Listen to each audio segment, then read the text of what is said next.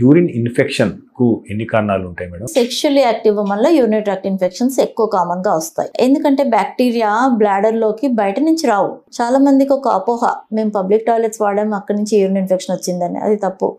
Bladder లోకి bacteria patient own బాడీలో నుంచి, అంటే వెజైనా నుంచి కావచ్చు, ఏనల్ కెనాల్ నుంచి కావచ్చు, అవి మూత్రనాళం ద్వారా బ్లాడర్ లోకి ఉమెన్ లో ఈజీగా ఎంటర్ అవ్వగలవు, ఎందుకంటే దగ్గర ఉంటుంది కాబట్టి. సో ఇన్ఫెక్షన్ రాకుండా ఫస్ట్ మనం చేయాల్సింది ఏంటంటే వాటర్ ఎక్కువ తాగి ఫ్రీక్వెంట్ గా బ్లాడర్ని ఎంప్టీ చేస్తుంటే బ్లాడర్ లోకి ఎంటర్ అయిన బ్యాక్టీరియా బయటికి వెళ్ళిపోతాయి. ఎనీ రీజన్ యూరిన్ ఆపుకుంటే ఆ బ్లాడర్ లోకి ఎంటర్ అయిన bacteria, urine is a good culture medium for them, అది పెరుగుతూ ఉంటాయి, అందులో మల్టిప్లై అవుతూ ఉంటాయి. సో ఇన్ఫెక్షన్ ఎస్టాబ్లిష్ అవుతుంది. అది 3 hours కి ఒకసారి 4 hours కి ఒకసారి బ్లాడర్ ఎంప్టీ చెయ్యాలి. ఎట్టి పరిస్థితుల్లో బాత్రూమ్ బాగాలైతే కళ్ళు మూసుకొని వెళ్ళాలి, కానీ వెళ్ళాలి. మీరు తీసుకునే అదే మందులు, అదే నాణ్యమైన మందులు మెడ్ ప్లస్ బ్రాండ్స్ పై సగం ధరకే.